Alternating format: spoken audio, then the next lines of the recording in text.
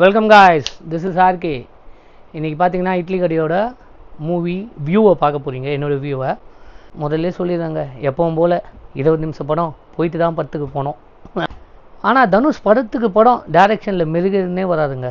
எப்படின்னு கேட்டிங்கன்னா, பவர் பாண்டி பார்த்தேன், நடா ரொம்ப சுமாராகுதுன்னு நினச்சேன்.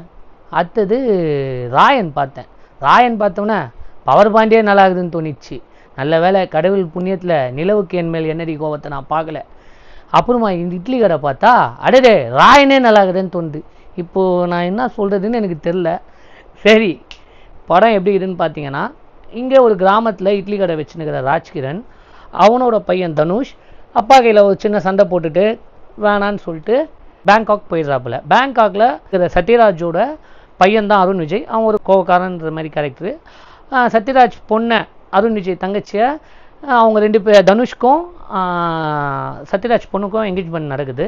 அந்த என்கேஜ்மெண்ட் வந்து கல்யாணத்துக்கு நடுவில் இங்கே வந்து ராஜ்கிரண் அப்பா இறந்துடுறாரு. அதனால் அவன் இங்கே ஊருக்கு வந்துடுறான். வந்தால் அப்பா இருந்த சுகத்தில் அம்மாவும் இறந்துடுறாங்க. இவனை வந்து அந்த ஊரை விட்டு போக விடாமல் அவங்க அப்பா நினைவுகளும், அப்பா ரொம்ப ஆசைப்பட்டாரு அந்த கடையை நம்மளே எடுத்து நடத்தலாம், வேணான்னு சொல்லி கல்யாணம் ஒரு 6 மாதம் தள்ளி போட்டுங்கன்னு சொல்லிட்டு இங்கே கடையை எடுத்து ரெடி பண்ணுறான். கடையை எடுத்து ரெடி பண்ணும்போது அவங்களுக்கு கல்யாணம் நின்றுச்சேன்ற கோவத்தில் அருண் விஜய் வந்து இங்கே சண்டை போடுறாப்புல. இதுதான் இன்ட்ரோல் பிளாக்கு. சண்டை முடிஞ்சுன்னா தனுஷ் போட்டு அடிச்சிடுறான். அதனால அவன் ட்ரிகர் ஆகிடுறான். அதுக்கப்புறமா அவன் என்ன இவனை பழி வாங்குறான், கொள்கிறான். இவர் எப்படி ஏசுநாதராக மாறி அவங்களெல்லாம் அரவணைக்கிறாருன்றது தான் ஸ்டோரி. கடைசியில் பார்த்தீங்கன்னா தனுஷ் எவ்வளோ நல்லவனாகிறான், நம்ம மட்டும் கெட்டவனா வந்து என்ன பண்ண போகிறோன்னு அருண் விஜய் மனம் திறந்துடுறாரு. இவ்வளோ தான் கதை.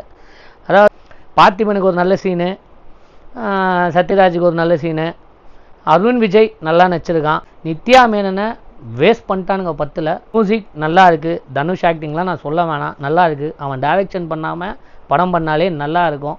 என்னோடய ஒப்பீனியன் இது. மொத்தத்தில் இந்த படம் எப்படின்னு கேட்டிங்கன்னா, இட்லி கடைக்கு போனீங்கன்னா பழைய இட்லி இருக்கும், அதுவும் சட்னி இல்லாமல் போனோன்னா வாங்கி சாப்பிட்டு வாங்க. இந்த படத்துக்கு என்னோடய மார்க் 10/5.